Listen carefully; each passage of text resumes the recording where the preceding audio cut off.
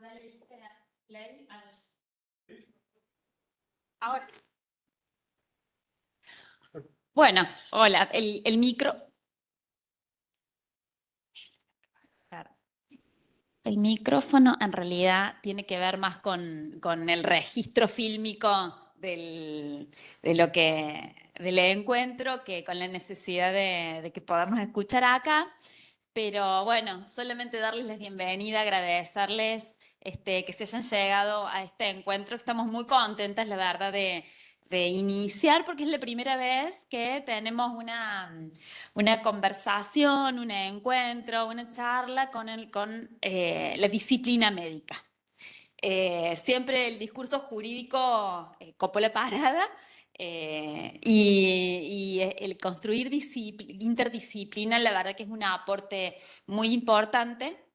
Este ya es nuestro tercer encuentro de este ciclo que capaz que reitero para quienes han estado participando de los otros dos encuentros, pero para quien tenga la posibilidad de participar por primera vez, la idea de estos encuentros no es construir una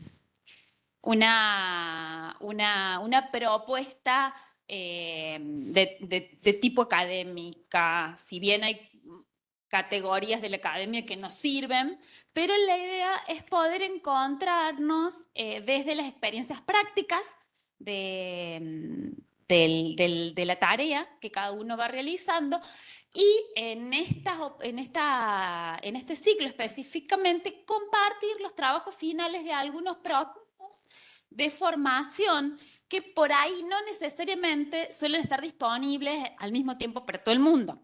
Entonces, como no tenemos la posibilidad de que todo el mundo tenga acceso al mismo tiempo de esas propuestas, hasta tanto, porque estos cupos se van renovando anualmente, poder compartir los trabajos finales, ¿sí? Que es compartir también la experiencia, porque no todos trabajan sobre lo mismo, porque obviamente no todo el mundo viene de los mismos trayectos, de las mismas prácticas, y la posibilidad de, mientras tanto, poder lo que sí podemos compartirnos es también generar otro ámbito para pensar con otros estos desarrollos, ¿sí?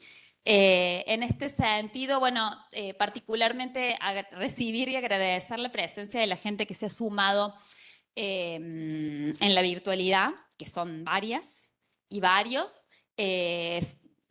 Para la gente que se sumó en la virtualidad, solamente pedirles por si acaso que cuando ingresen se loguen con su nombre, porque la asistencia no se toma del chat, sino de las listas, ¿sí?, de participantes.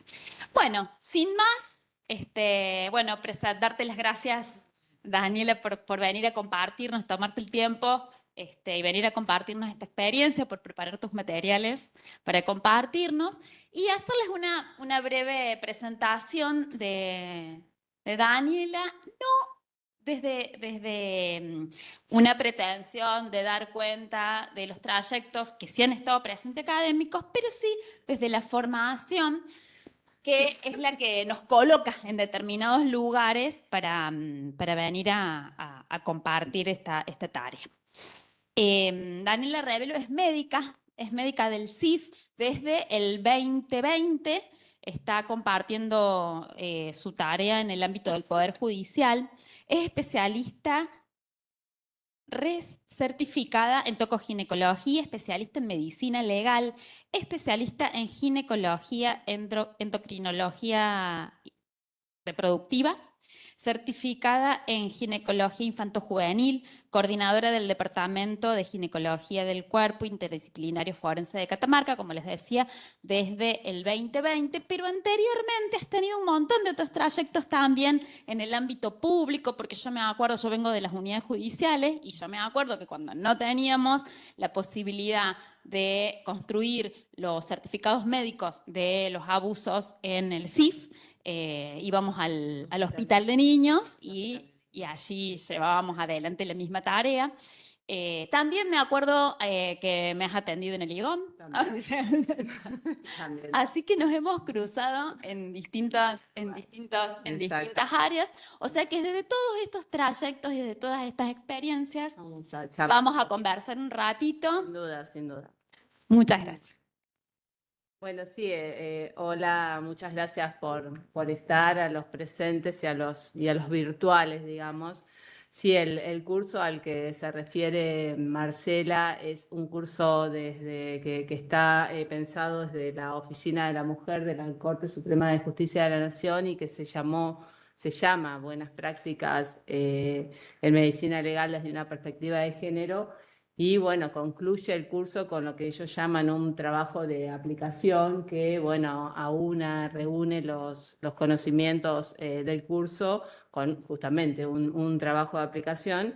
Bueno, y en este caso ha sido, en el caso mío, digamos, con un caso real de los tantos que nos toca ver en el departamento de ginecología. Referido entonces a lo que es la interinstitucionalidad en el abordaje de la violencia sexual. Así que bueno, paso a leer el caso, a ver el caso clínico para ver si hemos logrado verlo en interinstitucionalidad y luego, bueno, desglosando el caso, desglosaremos los conocimientos que se habían adquirido en el curso y bueno, y los charlaremos. Y en el transcurso, como decía Marcela, seguramente recorreremos parte del recorrido también desde salud y desde justicia que hemos transitado en relación a lo que es el protocolo y demás, que capaz que varios de ustedes, también de los que están virtualmente, tal vez conozcan. Bueno, el caso entonces es el siguiente. Se recibe un oficio tramitado en la Unidad Judicial número 9 con conocimiento de intervención de la Fiscalía de Instrucción de Quinta Nominación, en ese momento se llamaba nada más que así, de Quinta Nominación, Ministerio Público Fiscal de la provincia de Catamarca, para que personal idóneo del Cuerpo Interdisciplinario Forense practique un examen médico conforme al protocolo provincial para víctimas de abuso y violencia sexual vigente en la provincia, en la persona vamos a ponerle XXX porque no podemos identificarlo, de 21 años, quien habría sufrido un episodio de violencia sexual en el día de la fecha de recibido del oficio. Se cita entonces a la persona inmediatamente de recibido del oficio en la maternidad provincial 25 de mayo, a donde concurre acompañada por personal femenino de la unidad número 9, y allí se procede a realizar los pasos previstos en el llamado Protocolo Provincial para Víctimas de Abuso y Violencia Sexual, sobre el cual vamos a volver en la charla bien detenidamente más adelante. Me presento ante la paciente en mi condición de perito, explicándole la necesidad de practicarle el examen físico completo y detallado y la posibilidad de toma de muestras periciales, solicitándole su consentimiento. Asimismo, convoco a la médica de guardia de la maternidad con el objetivo de realizar en el mismo acto las intervenciones asistenciales que pudiese requerir. Esto se llama examen conjunto. Durante el relato del hecho, la paciente se muestra muy angustiada, llora durante toda la entrevista y manifiesta sentirse avergonzada. Lo que relata la paciente es haber tenido un encuentro con su expareja, quien la obliga mediante sumisión psicológica y mediante el uso de fuerza física a mantener relaciones sexuales, y este hecho habría ocurrido hace unas pocas horas antes. En relación a los antecedentes, la persona no presenta antecedentes personales de relevancia. En cuanto a los antecedentes ginecológicos, presenta una menarca a los 11 años, un inicio de relaciones sexuales a los 16, la fecha de última menstruación ha sido hace una semana, no utiliza métodos anticonceptivos. Bueno, en cuanto al examen físico, la cavidad de la infección general y de la cavidad orofaringe eran normales. Al examen físico general, la paciente presentaba laceraciones lineales recientes, horizontales, de 0,5 centímetros en los nudillos de los dedos índice y mayor de la mano derecha, y presentaba una equimosis oval en la cara lateral derecha de cuello rojiza de 1,5 centímetros aproximadamente. En el examen genitoanal, que se realiza en posición ginecológica bajo visualización colposcópica, el examen de los labios mayores, menores, tejido periuretral y el meato uretral es normal. En la membrana himeneal se muestra circular, redundante, engrosada. Para la visualización se realiza lo que se llama la maniobra de separación lateral y tracción. El diámetro himeneal anteroposterior es de 20 milímetros y el transverso es de 25. Y lo que se objetiva en el himen son secciones completas hasta la inserción en pared vaginal en horas 5 y 7, que son antiguas. En la horquilla vulvar, lo que se objetiva es un área equimótica rojiza y edematizada de contornos irregulares de aproximadamente 1,5 centímetros. El examen anal era normal y se proceden a tomar las muestras con fines periciales, que son 2 por cavidad de boca, vagina y ano, y también se toma un hisopado de la lesión de cuello. También lo que se realiza es el secuestro de la ropa, se coloca como corresponde cada prenda en bolsas de papel madera rotuladas, completándose el formulario de la cadena de custodia, donde constan la fecha, la hora de la toma de la muestra, los datos de la paciente, los datos del médico interviniente y de cada persona que interviene en la conservación y en el traslado de las muestras, que se entrega al personal de la unidad judicial para su traslado y para su custodia. Esa es la lesión equimótica edematizada que la paciente mostraba en horquilla, no sé si alcanzan a verla ahí. Bueno, la conclusión entonces del examen médico-legal es la siguiente. Es una persona de 21 años que se muestra afectada emocionalmente, angustiada, que llora durante todo el procedimiento. Las lesiones en los nudillos de mano derecha corresponden a roce con superficie rugosa de reciente data. El hallazgo en cuello es compatible con lo que se llama equimosis por succión o sugilación, es de reciente data. En el examen genital, las secciones himeniales descriptas se corresponden con defloración antigua. La lesión contusa constatada en horquilla es de producción reciente, pudiendo ser compatible con el uso de la fuerza brusca en región genital. La paciente va a quedar bajo el cuidado del personal médico y del Servicio de Salud Mental de la maternidad, quienes van a realizar las intervenciones asistenciales que consideren necesarias. Ese es el caso que se presentó como el trabajo de aplicación para ejemplificar lo que sería la interinstitucionalidad en el abordaje de la violencia sexual. Si bien violencia sexual en sí no es el tema específico del encuentro de hoy, sino su abordaje, nunca viene mal recordar lo que son las definiciones y lo que son los tipos de violencia sexual. Recordemos entonces lo que se entiende, lo que es la definición de violencia sexual rápidamente, y recordemos que violencia sexual, violencia contra las mujeres, definimos a toda conducta, sea por acción o sea por omisión, que de manera directa o indirecta, tanto en el ámbito público como en el ámbito privado, basada fundamentalmente, y esta es la palabra fundamental, creo yo, de la definición, basada en una relación desigual de poder, vaya a afectar la vida, la libertad, la dignidad, la integridad física, psicológica, sexual, económica o patrimonial, así también como la seguridad personal de la mujer. Y acordémonos que en la definición quedan comprendidas también las perpetradas por el Estado o por cualquiera de los agentes que, en este caso, a veces vendríamos a ser nosotros.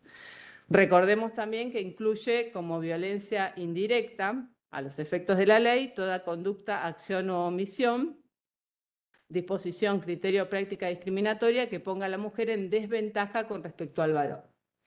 Y recordemos que la ley, que es la número 26.485, reconoce 5 tipos de violencia, como son la violencia física, que es la que se emplea contra el cuerpo de la mujer, produciendo dolor, produciendo daño o riesgo de producirlo, y cualquier otra forma de maltrato o agresión que vaya a afectar la integridad física de la mujer. La violencia psicológica, que es aquella que va a causar daño emocional o disminución de la autoestima o perjudique y perturbe el pleno desarrollo personal o que busca degradar y controlar las acciones y comportamientos, creencias, decisiones de la mujer. La violencia sexual, que es cualquier acción que implique la vulneración en todas las formas, haya o no haya acceso genital, del derecho a la mujer a decidir, y acá viene otra vez la palabra que me parece que es la fundamental en el concepto de violencia sexual, que es voluntariamente acerca de su vida sexual o reproductiva, a través de amenazas, de coerción, haya o no haya fuerza física o intimidación, y que incluye todo este tipo de situaciones dentro del matrimonio o de cualquier otra relación vincular. La violencia económica y patrimonial, que es la que se dirige a ocasionar un menoscabo en los recursos económicos o patrimoniales de la mujer. Y por último, la violencia simbólica, que es la que a través de patrones estereotipados, de mensajes, valores, íconos, signos, transmite y reproduzca dominación, desigualdad, discriminación en las relaciones sociales, naturalizando la subordinación de la mujer en la sociedad. Entonces, bueno, a todas luces, el caso que nos ocupa, sin duda, entra dentro del concepto de violencia contra la mujer y dentro de los tipos de violencia contra la mujer, violencia sexual básicamente, pero bueno, también, creería yo, violencia física y violencia psicológica seguramente también, ¿sí? Bueno. Toda intervención que tengamos en los agentes de justicia en relación a la violencia de género, toda intervención que nosotros tengamos, debe ser ajustados al concepto de lo que se llama debida diligencia pericial. La debida diligencia pericial, como sabemos, seguramente ustedes, capaz que más que todos nosotros, es un conjunto de medidas continuas que son tendientes a evitar daños o, en todo caso, agravar los daños ya instalados, y son acciones que son objetivas, amplias y precisas, que debemos desplegar en el ámbito pericial en el que los movemos, atendiendo a normas y disposiciones en la materia, y que van a marcar un actuar adecuado e idóneo. Es sabido, todos sabemos, que la decisión de una mujer de hacer o no hacer una consulta o hacer o no hacer una denuncia cuando sufre este tipo de procesos va a depender de una serie de factores y de incluso de sus propias circunstancias, pero la verdad es que hay que reconocer que en cualquier encuesta que leamos, en cualquier trabajo que leamos, tiene un montón de peso entre esos factores. El miedo a no ser creídas, la vergüenza, la culpabilidad, el temor a sufrir discriminación, el temor a que vaya a haber falta de apoyo por parte de los que debemos recibirlo, hay que reconocer que lamentablemente es así. A veces el temor incluso a que los datos que nos estén dando puedan ser divulgados, todo eso se escucha, hay que reconocer que todo eso se escucha, en fin. Percepción como de que los organismos que están destinados a hacer cumplir la ley vayan a ser ineficaces, vayan a ser ineficientes. Eso, bueno, es lamentable, pero es así, muchas veces lo escuchamos. Bueno, me están llamando de la unidad 4. Me van a dejar, no sé si me van a dejar atender o no, pero estoy de guardia. No sé si quieren que lo atienda o... ¿Puedo atender? Sí. Hola. Sí.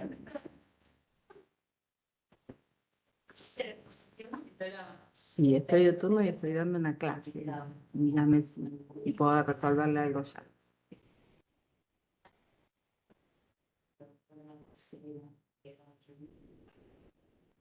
Ujú. Bueno. Bueno. Ujú.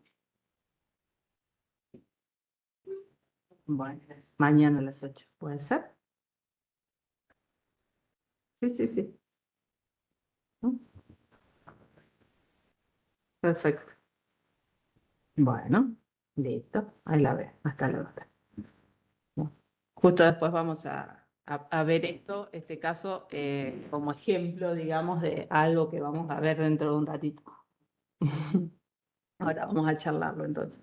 Entonces decíamos que las pacientes a veces tienen la percepción, dudan de si sus denuncias van a ser resueltas con éxito. Eso es una realidad que lamentablemente a veces vivimos. Por eso es tan importante que nuestra intervención en violencia de género sea oportuna, sea eficiente, sea lo que llamamos no revictimizante. Es muy importante evitar lo que se llama la victimización secundaria. ¿Qué es la victimización secundaria? Son acciones, son omisiones, son conductas inadecuadas que a veces tienen los funcionarios. ¿Y cómo se viven, cómo se vivencian? Como respuestas inadecuadas, respuestas frías, respuestas incomprensivas, insensibles de las instituciones hacia las víctimas.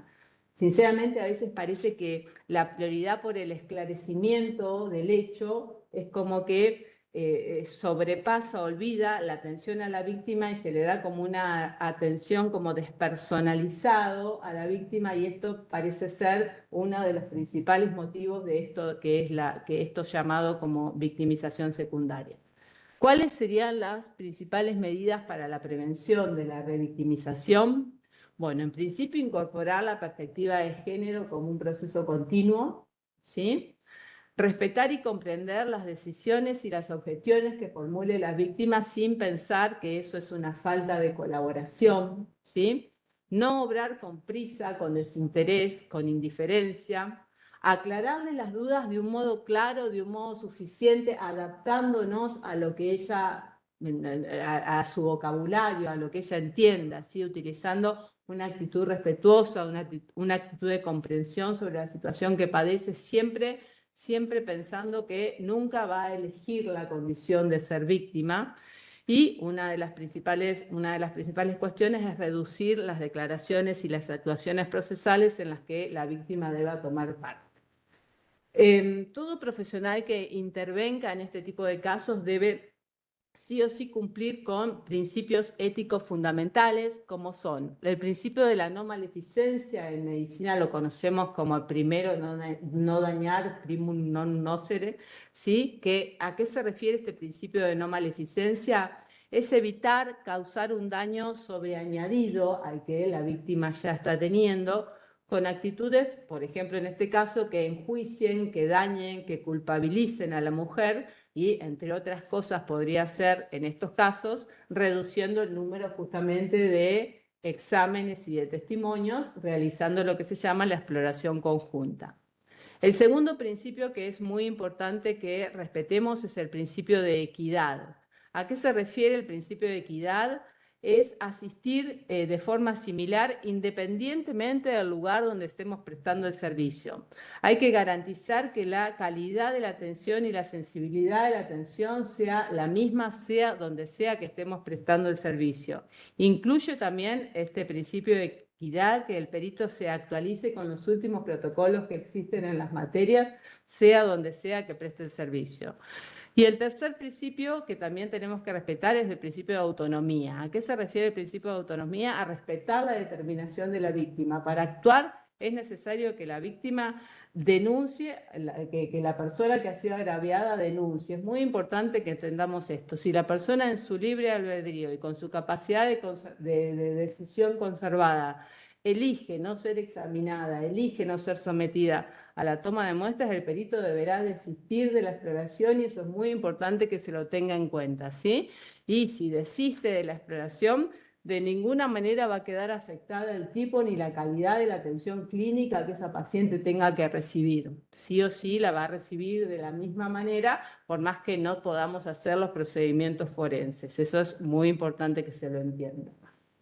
A propósito del principio de autonomía, es bueno que hablemos de lo que es el consentimiento informado, palabras acerca de lo que es el consentimiento informado. Es importante que entendamos que todas las víctimas tienen derecho a consentir o a rechazar cualquiera o todas las partes de un examen médico forense, y que de esto deben ser informadas antes de comenzar el procedimiento. Recordemos que el consentimiento informado es un proceso fluido, es un proceso continuo que puede ser retirado en cualquier momento del examen. Siempre se recomienda el uso de formularios escritos de consentimiento informado y que sean firmados antes de iniciado el procedimiento y que queden archivados en el expediente. Es muy importante que lo hagamos leer y firmar antes.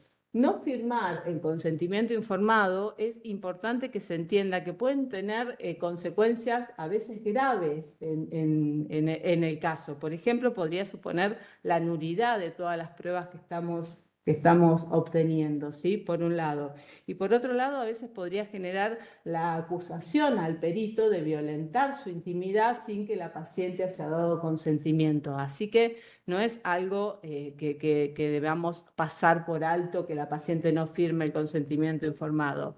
La explicación de a qué están a qué están consintiendo, digamos, debe ser una explicación estructurada, una explicación con lenguaje claro, una explicación acorde. Y en caso de que rechacen ser sometidas, ser examinadas, ser tomadas las muestras, también hay que explicarles si esto va a tener o no va a tener consecuencias jurídicas, que a veces pueden ser negativas las consecuencias en el sentido de perder las evidencias, ¿sí? Y a veces incluso en el sentido de que por ahí el abogado de la otra parte puede llegar a interpretar, a argumentar, digamos, desacreditando a la víctima. Esto también hay que decirlo claramente, ¿sí?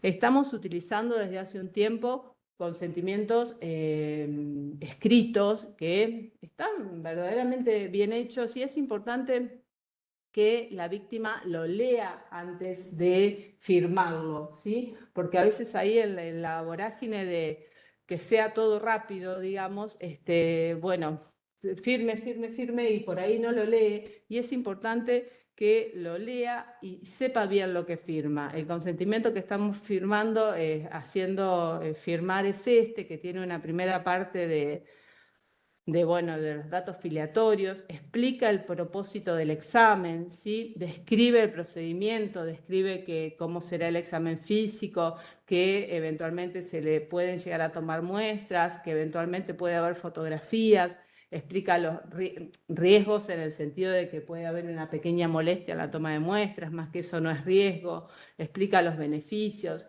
explica que es una situación confidencial. Bueno, y después la parte de la aceptación, la firma de si la presunta víctima es menor de edad, del mayor responsable. Es muy completo, está muy bien el modelo de consentimiento que estamos utilizando y realmente es muy importante que el paciente, que la víctima lo lea antes de ser examinada y eventualmente tomadas las muestras.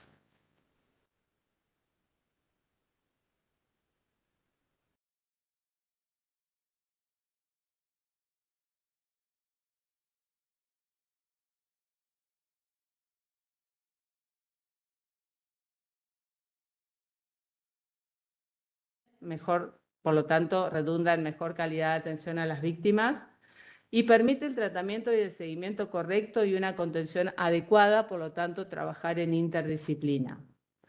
El actual protocolo que se está utilizando, que estamos utilizando, es una adaptación de uno que se confeccionó a instancias del Centro Único de Referencia. El Centro Único de Referencia, el CUR, es un departamento de salud, ¿sí? Es del Ministerio de Salud. El CUR se encarga de los enfermos de HIV, ¿sí? No se imagine el escenario actual en el que, bueno, se atienden a los pacientes víctimas de abuso sexual muy distintos, sino hace muchos años esta atención era muy distinta a la que es ahora. Entonces, bueno, la dirección del CUR, la gente del CUR, vio que casi todas las pacientes, por no decir todas, se quedaban luego de hacer la denuncia sin hacer las profilaxis de enfermedades de transmisión sexual y de embarazo. Entonces, con esa preocupación es que, bueno, organizó una serie estaba muy inquieto por esa situación y organizó una serie de reuniones con actores de salud, de justicia y de educación, yo participé desde el Hospital de Niños, pero bueno, también participaron una serie de fiscales, varios fiscales y gente de educación también. Bueno, y después de un montón de reuniones que llevó casi todo un año prácticamente, se llegó a realizar un protocolo que el Ejecutivo Provincial lo autorizó le dio un valor, no sé cómo es la palabra legal, en el 2015. Bueno, y en el 2015, entonces, a partir del 2015 se empezó a usar en salud, en el Ministerio de Salud, lo usamos en los hospitales durante un montón de tiempo, y el que estamos usando actualmente en justicia es una modificación de ese protocolo, que tiene muchas cosas por modificar y por mejorar, sobre todo ahora con la digitalización ahora de los expedientes. Es una materia pendiente que tenemos modernizarlo y mejorarlo, pero bueno, somos pocas, somos 2 personas nomás ahí en ginecología del cuerpo forense, pero es una cosa pendiente que tenemos el mejorarlo y modernizarlo. Lo vamos a hacer cuando logremos tengamos un poquito más de tiempo. Pero bueno, el que estamos utilizando, es muy mala la diapositiva, pero es el que estamos usando, tiene 3 hojas. En la primera hoja, bueno, tiene datos del abuso, antecedentes personales en relación a cómo estaba emocionalmente la paciente, en relación al examen físico, a la inspección general de la paciente, de la víctima, perdón, una segunda hoja del examen físico general para marcar las lesiones y, bueno, y describirlas, y una tercera hoja con el detalle del examen genital, para, bueno, marcar con cruces, describirlo detalladamente, sea varón o mujer. Y en el reverso de esta última hoja es donde se coloca la conclusión médico-legal, siempre con arriba poniendo la inscripción: examen realizado previa firma de consentimiento informado, ¿sí? Entonces estas 3 hojitas son las que se están usando hoy por hoy en justicia. Este otro es el original que les decía, que es el que hicimos en salud, y que después se modificó para justicia. Tiene el de justicia que no tiene. No, el otro es como más acotado, no tiene muchas diferencias, simplemente le sacamos algunas cositas, como por ejemplo, no sé por qué en el de salud habíamos puesto relato del acompañante, ¿viste? Y cosas que en el de, no es algo que el médico tenga que preguntar, ¿viste? O sea, cosas que como que redundaban, ¿viste? Y cosas que verdaderamente no se completaban y quedaban como otra hoja para imprimir, y era algo, ¿viste? Que era gastadero de papel y no, claro, que no nos servía para nada, ¿sí? Así que bueno, se lo simplificó, se le sacaron, quedaron 3 hojas en vez de 4. El dibujito ese del hombrecito era muy chiquito y no, ¿entendés? Fue una adaptación así, más práctica que otra cosa, digamos, nada más que eso. Bueno, la urgencia de la intervención, tanto médico-legal como asistencial, va a depender fundamentalmente de la temporalidad del hecho y va a depender del tipo de lesión en relación a si ha habido o no ha habido acceso carnal y si ha habido o no ha habido lesiones. Así, los casos urgentes son los sucedidos en las primeras 72 horas, los casos recientes son los sucedidos entre las 72 horas y 7 días, y los casos que han sucedido hace más de una semana, podríamos decir que son casos de larga data. Entonces, los casos urgentes, los casos que han sucedido en las primeras 72 horas, son una verdadera urgencia asistencial, una verdadera urgencia médico-legal, y así, exactamente así deben ser atendidas como tal. Esos casos sucedidos en las primeras 72 horas, esos casos van a requerir una atención sanitaria integral, clínica, psicológica, con su kit de profilaxis de enfermedades de transmisión sexual y de anticoncepción de emergencia inmediata, ¿sí? Van a requerir una intervención médico-legal con la constatación de lesiones y la toma de muestras inmediata. Toda la intervención de criminalística, la declaración de la persona denunciante y todas las otras medidas probatorias inmediatas, ¿sí? Esos casos sucedidos en las primeras 72 horas son los que no nos tienen que hacer dudar de que nuestra intervención tiene que ser de manera absolutamente urgente esos casos sucedidos en las primeras 72 horas, ¿sí?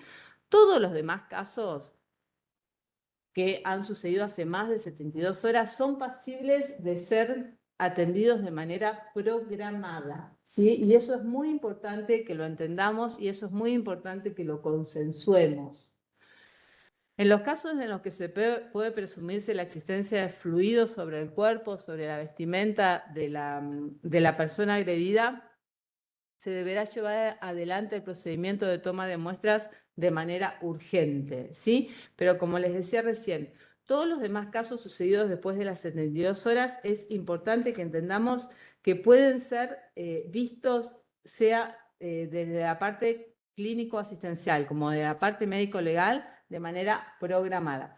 Es muy importante que entendamos que somos un equipo de trabajo, ¿sí? Con diferentes roles, pero que el objetivo es el mismo, ¿sí? Los roles son distintos, pero el objetivo que tenemos es el mismo. El objetivo es que el caso se resuelva con justicia y que la paciente y que la víctima transcurra por todo el proceso de la manera más sana, si cabe el término, posible, ¿sí? Pero como somos un equipo de trabajo, es importante que confiemos en los saberes del otro, ¿sí? Y dentro de los saberes del otro, el que tiene la expertise para darse cuenta cuándo, cómo y dónde, por ejemplo, revisar a un niño, es el médico, ¿sí? Entonces es importante que sea el médico el que decida cuándo, cómo y dónde revisar a un niño. ¿Estamos de acuerdo? Entonces, es importante que le confiemos eso al médico, ¿sí? Porque si no, a veces se producen situaciones verdaderamente confusas y a veces como de enojo, ¿sí? Y a mí me parece que es porque no entendemos que somos un equipo de trabajo y no confiamos uno en el saber del otro. El objetivo es triple, ¿sí? El objetivo es triple, es cuidar la salud física y mental de la persona, es valorar desde el punto de vista pericial las posibles lesiones y es obtener correctamente las evidencias médico-legales con las máximas garantías judiciales posibles. Todo esto cumpliendo con los principios éticos de los que habíamos hablado hace un rato. Es importante entender que el examen médico en sí puede ser absolutamente traumatizante si no se lo hace como se debe hacer, ¿sí? Y puede ser vivido por la paciente como una cosa muy invasiva y muy traumática, y esto hay que conocerlo y hay que tenerlo en cuenta. Si bien el objetivo principal de un examen pericial es servir al sistema judicial, nunca nada justifica que se comprometa la atención médica ni el tratamiento de un paciente por hacer una exploración forense. Nunca nada. La prioridad entre una mujer como víctima y una mujer como prueba siempre debe ser una mujer como víctima. Eso es muy importante que lo entendamos, ¿sí? Que siempre debe recaer la prioridad en una mujer como víctima.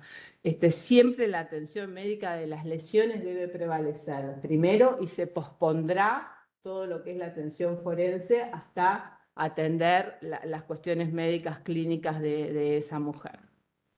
Entonces, ¿cómo sería un examen forense centrado en derechos? Recordar que la atención de las víctimas es prioritaria. Si hay lesiones deben ser evaluadas de inmediato y se tratarán si es necesario.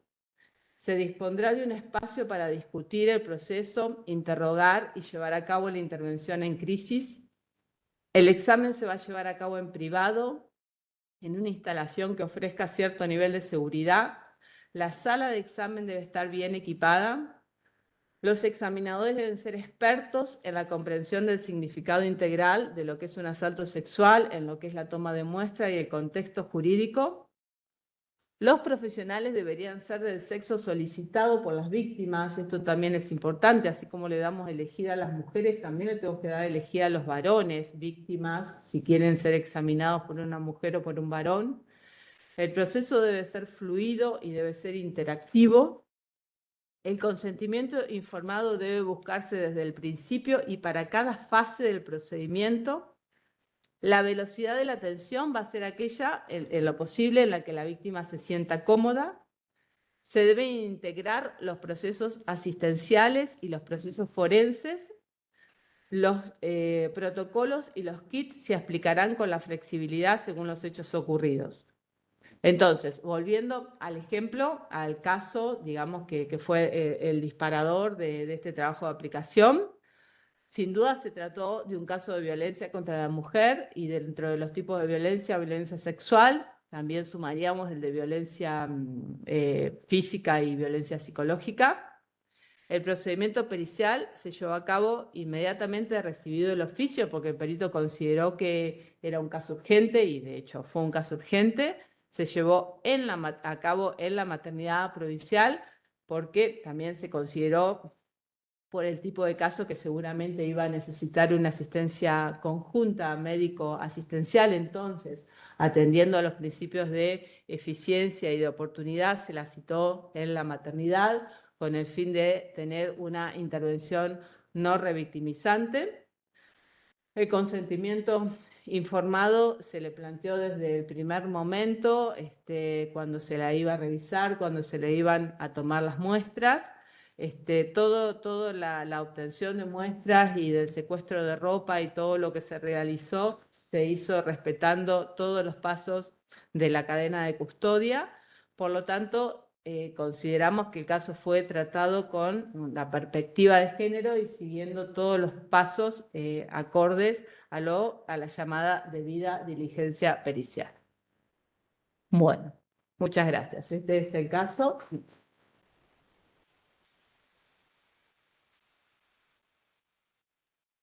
Bueno, queda este momento habilitado para hacer algún comentario, sacarnos algunas dudas. Yo quería preguntarte, Abro, de toda tu vasta experiencia, de todos los recorridos tan diversos, por ahí referidos a las mismas, a estas cuestiones, ¿no ha sido cuando vos has entrado al CIF la primera vez que te has encontrado con una situación como esta? El curso, este trayecto de formación, ¿hubo alguna cuestión novedosa o fue más refuerzo o el intercambio con los colegas? ¿Cuál fue el aporte? Pasa que, bueno, yo soy un caso especial, digamos, porque yo vengo viendo abusos sexuales desde hace más de 30 años, ¿sí? Porque antes de entrar, yo si bien entré en el 2020 al cuerpo forense, yo antes era la ginecóloga del Hospital de Niños, ¿sí? Y los abusos sexuales se empezaron a ver en el cuerpo forense a partir del 2020, pero antes lo enviaban todo al Hospital de Niños, digamos, o sea que yo tengo mucha experiencia en ese sentido, ¿sí? Pero bueno, a mí sí, yo permanentemente estoy formándome porque yo no creo que haya que dejar de formarse, como decíamos ahí en el principio de equidad. Siempre tiene que uno permanentemente estar formándose, ¿sí? Así que sí, a mí este tipo de cursos dictados desde la justicia a mí me sirve mucho en relación a, bueno, a las cuestiones de leyes y demás, que yo tenía mucha experiencia desde la parte médica, digamos, pero toda la parte más de legislación y leyes y demás la he ido aprendiendo con este tipo de formaciones. Así que sí, por supuesto que la agradezco y me sirve muchísimo. Y en lo que es la atención, cómo se van como reorganizando los elementos para darle atención a estas situaciones a nivel salud, en todo este trayecto, ¿cuáles han sido, digamos, vos has referido, bueno, esto que actualmente tener presente, por ejemplo, en el abordaje, si una persona, además de tener que retirarle pruebas, va a necesitar una atención más asistencial, tener algunos recaudos en cuanto al lugar y demás, pero en salud, ¿cuáles han sido así como los cambios que más notorios, digamos, desde que se han hecho como más presentes en el ámbito de la discursividad, de la relevancia de la atención a la víctima, de todo lo que implica? Sí, en salud, digamos, están como muy agradecidos con el hecho de que en el cuerpo forense haya un departamento de ginecología, digamos, ¿sí? Así que eso es algo que está muy bien porque los ha aliviado mucho, porque antes realmente todo se hacía en los hospitales. y toda lo que es el trabajo que corresponde al hospital y al médico asistencial y lo que corresponde a la justicia, se hacía en el hospital todo, ¿sí? Y realmente era así, me consta, porque yo lo hacía en el hospital de niños, ¿sí?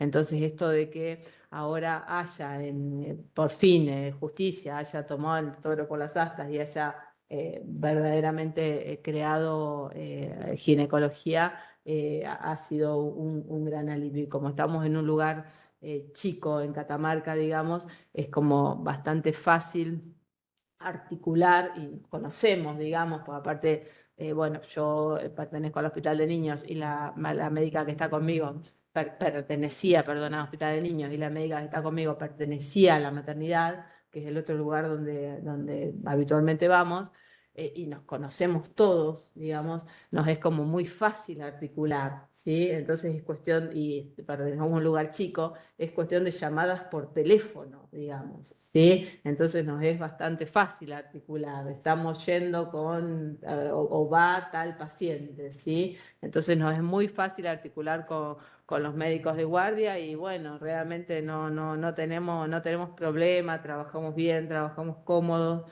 Yo creo que se está logrando, digamos, esa articulación y cada quien hace su tarea, ellos médico asistencial, nosotros médico legal, desde el punto de vista médico, desde el punto de vista médico. Desde el punto de vista de las otras disciplinas, no sé si está siendo tan lineal, no sé, la verdad es que no sé, desconozco si lo están logrando. Seguimiento, viste que es ¿Vos en qué estás? ¿Sos trabajadora social? Ah. Sí. Pero bueno, hola. Cada área se maneja de forma diferente. Digamos que, bueno, en las últimas capacitaciones que tuvimos, todos aprovechamos para poder tener estos intercambios con el personal de las unidades judiciales, con fiscalías. El área penal tiene sus grandes desafíos, pero bueno, en el último tiempo ha sido realmente un trabajo más en conjunto. Siguen algunas rigideces, Sí, pero hoy en día nos encuentra con una justicia mucho más preparada en perspectiva de género, donde se dan otros diálogos, los tiempos son otros, los lineamientos siguen, pero hay una mayor comunicación que eso ha favorecido las intervenciones desde cada departamento.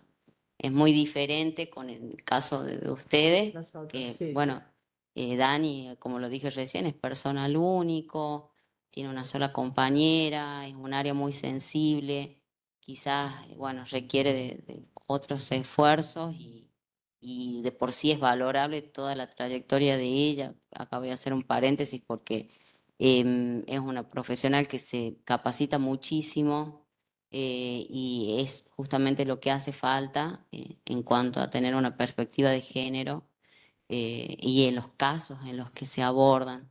Así que bueno, cada departamento es particular, volviendo, pero he notado que sí hubo mejoras, particularmente desde mi profesión, más intercambios y bueno, para poder lograr lo solicitado. O sea, que la justicia vaya incorporando perspectiva de género les ha ayudado al trabajo.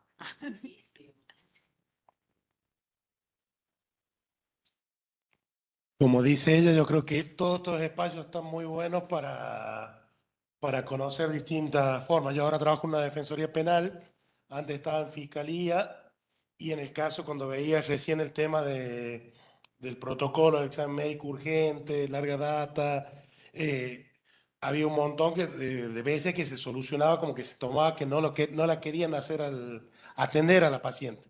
Entonces se la ponía como acusando a la médica, al médico que no quería llevar a cabo el protocolo por A o por B, cuando en realidad, como dice, está bueno, hay circunstancias que son necesarias programar y que son necesarias llevarla adelante de otra forma.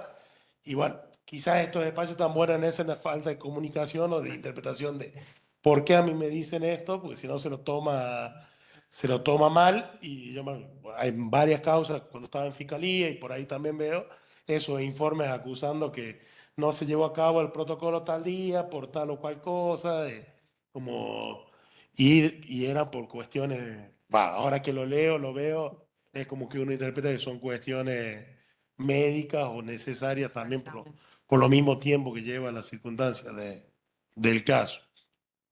Yo también ahora desde mi rol desde la Defensoría le quería consultar. Nosotros en muchas causas de violencia sexual, las personas que asistimos hablan de consentimiento. Y mi duda es si en una relación consentida puede o no haber rastros o lesiones, porque muchas veces, digamos, desde la ignorancia, si es que en el consentimiento también puede haber un signo de violencia por la misma forma de la relación sexual o no, digamos, que puede llegar a ser extremo o lo que sea, o por condiciones físicas, médicas, y que después denotan algún tipo de lesión en los exámenes médicos. Esa es una duda que nos genera a nosotros en el día a día, digamos. Consentimiento se refiere a que la mujer dio Había, consentimiento. exactamente. Sí, O sea, obviamente que la versión que nosotros escuchamos, pero por eso, al verlo en el examen médico, uno no sabe si le están diciendo la verdad a uno o no, porque en la lógica lineal, consentimiento significaría que en el examen médico no salga nada. Sí, quizá una relación sexual, pero no lesiones o alguna otra cuestión. Sí, interpreto que la pregunta va en relación a si hubo o no hubo voluntad de tener esa relación sexual, ¿sí? Porque, bueno, si hubo consentimiento es porque no hubo, no entra dentro del concepto de abuso, ¿sí? La palabra, como decíamos recién, es si hubo voluntad o no de tener esa relación, ¿sí? Justamente la palabra es si dio o no dio consentimiento, ¿sí?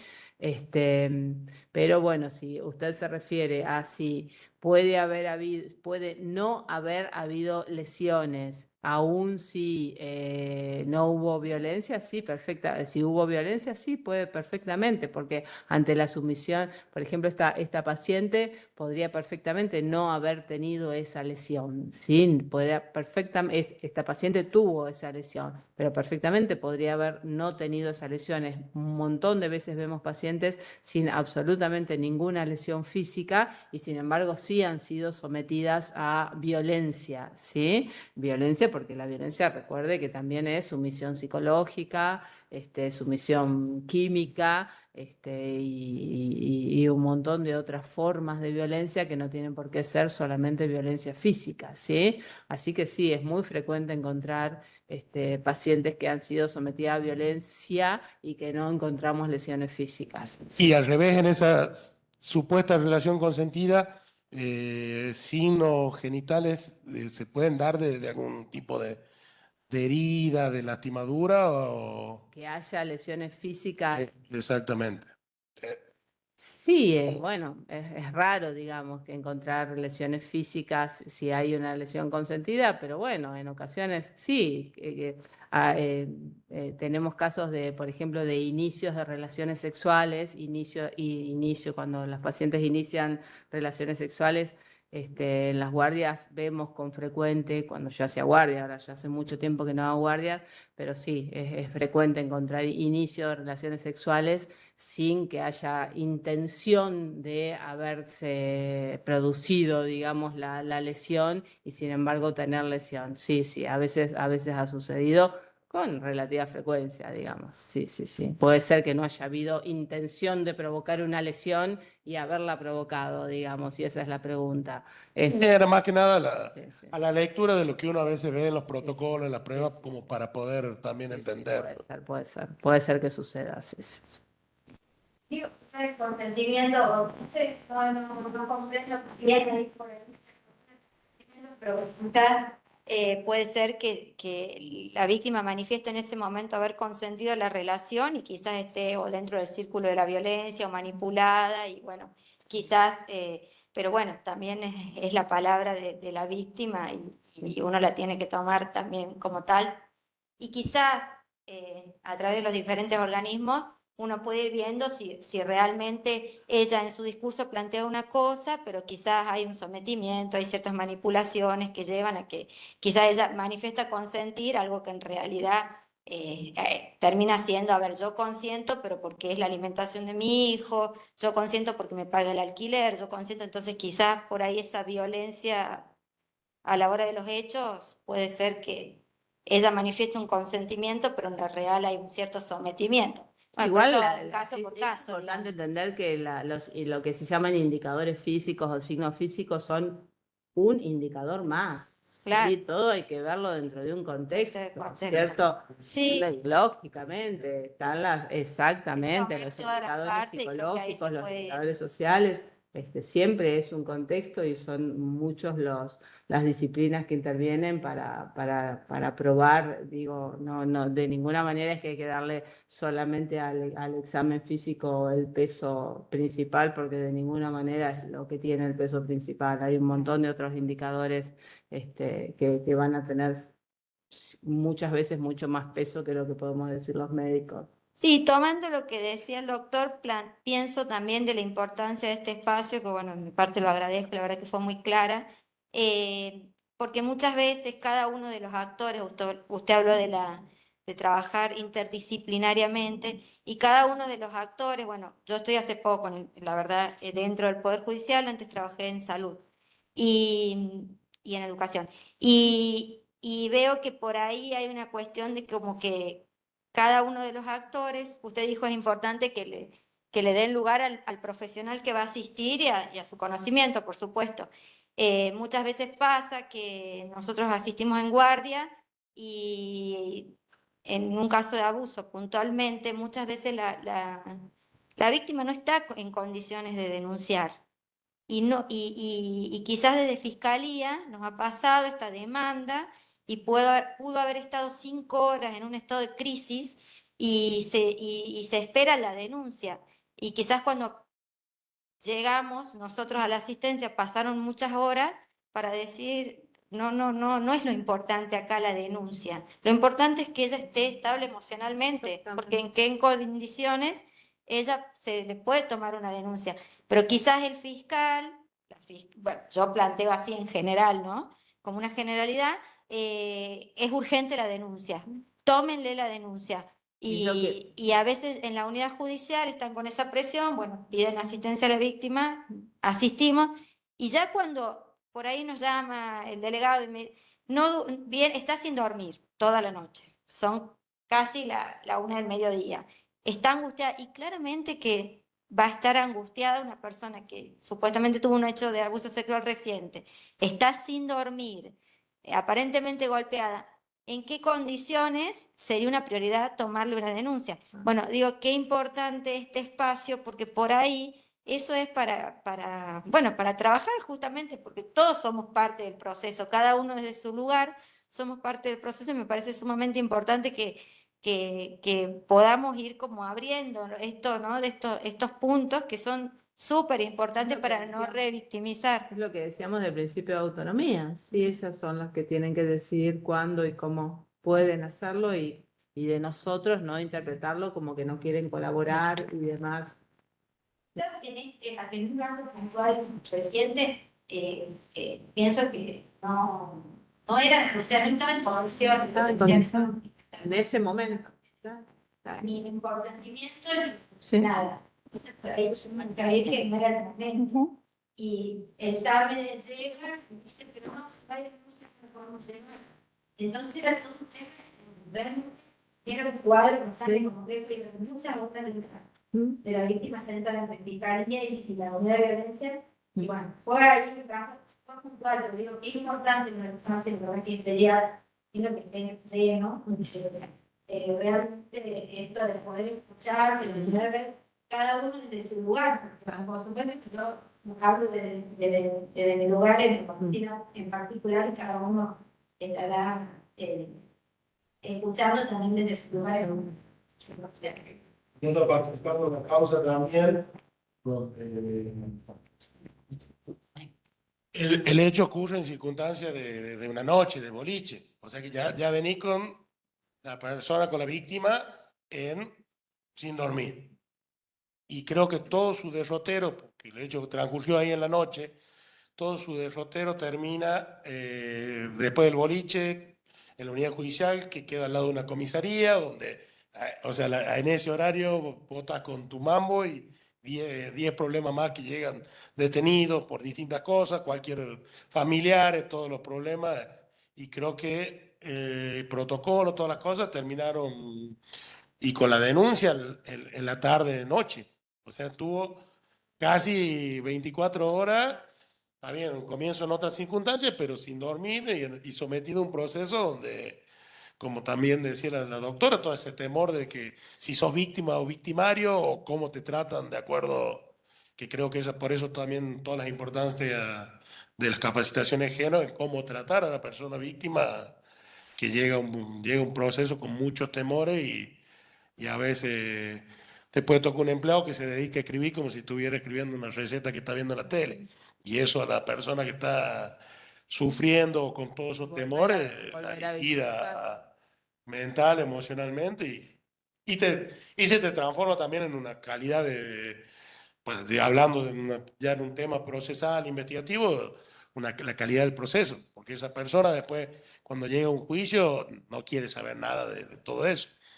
Y no le termina dando una solución, pues no hay justicia para ella, tampoco a veces tampoco para el imputado, porque no se respetó esa cuestión de no revictimizarla o del trato que merece una persona en estos procesos así que tan largo y con mezcla de distinto también agente y de distintas formas de trato.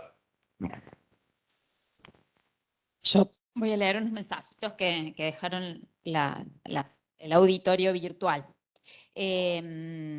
Reina de Recreo dice que hace la consulta sobre si en el abordaje de la atención de la víctima se cuenta con ayuda de equipo de enfermería para la realización del protocolo o no es necesario.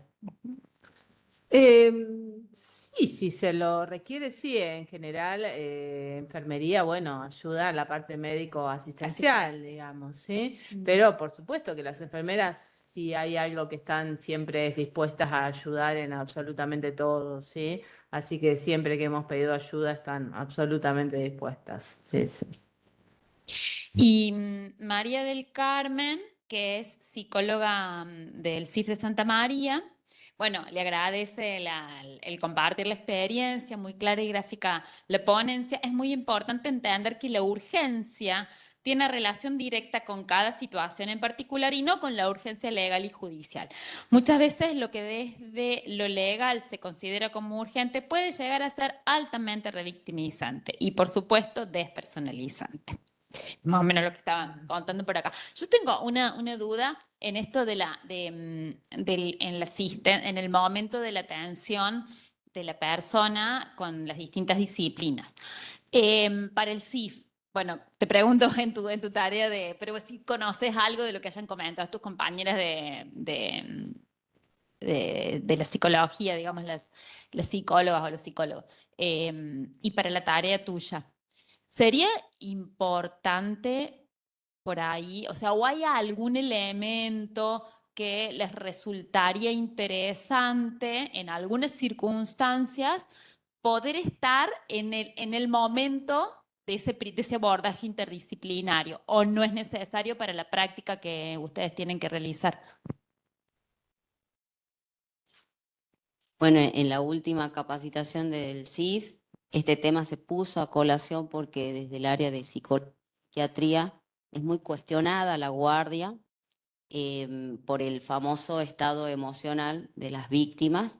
Y voy a responder lo que ellas, voy a reproducir lo que ellas plantearon, dijeron de que no era vinculante la urgencia, el tiempo, porque la persona afectada continuaba afectada y no era una necesidad de estar en el momento, lugar. Claro, no, porque ellas, bueno, justamente defendían la cuestión de que la psiquis de unas personas, o en el caso de psiquiatría, los trastornos, no son algo que se modifiquen con la urgencia. Desde la parte legal se les reclama mucho las guardias, las urgentes, pero ella sugería siempre que se tienen que dar las condiciones necesarias también para esa atención.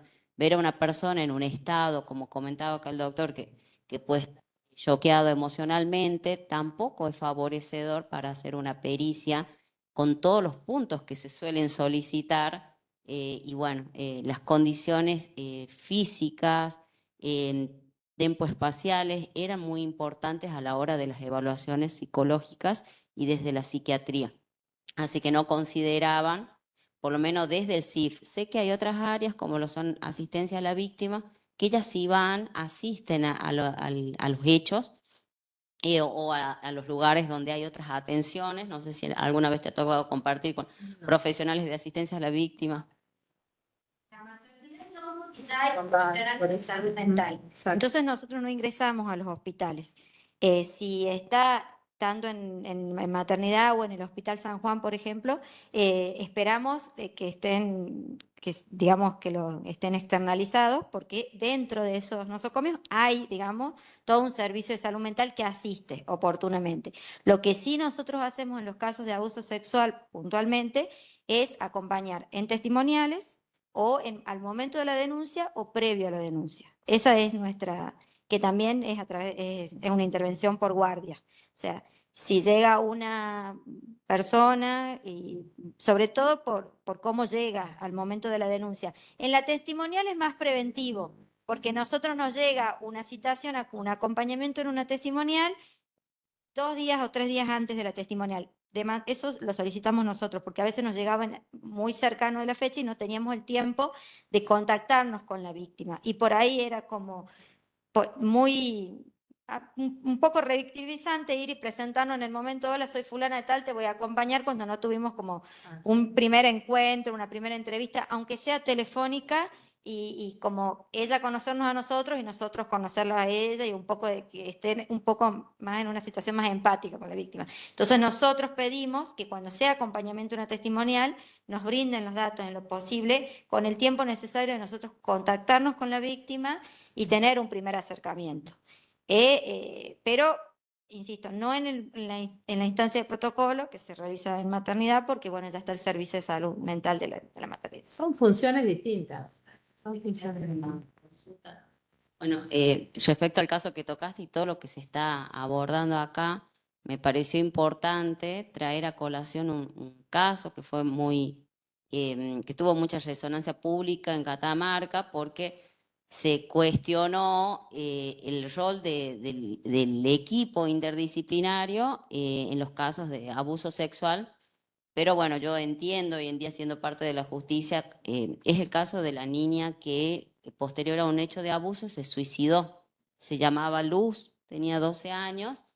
¿Qué pasaba con esa niña? Ella, en situación de abuso, los padres la llevan al hospital de niños y el equipo interdisciplinario, bueno, que estaba conformado por psicólogos, y no sé si habrá llegado a ver una ginecóloga, pero siendo niña, ella se negó. 12 años creo que tenía.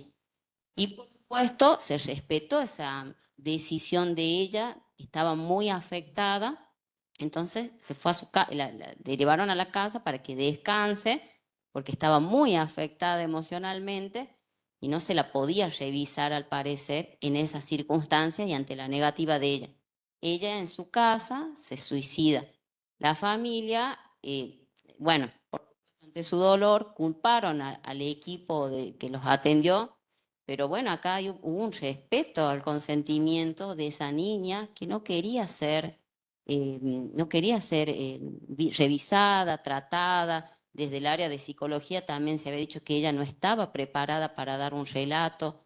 Digo que también qué complicado cuando no hay un consentimiento, es una menor de edad.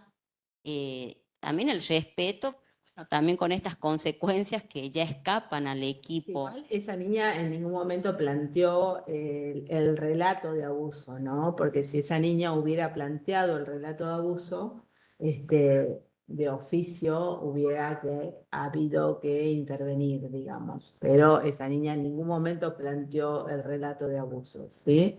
No fue así el caso, digamos, ¿sí? No se intervino por eso. porque en ningún momento hubo sospecha de abuso, ¿sí?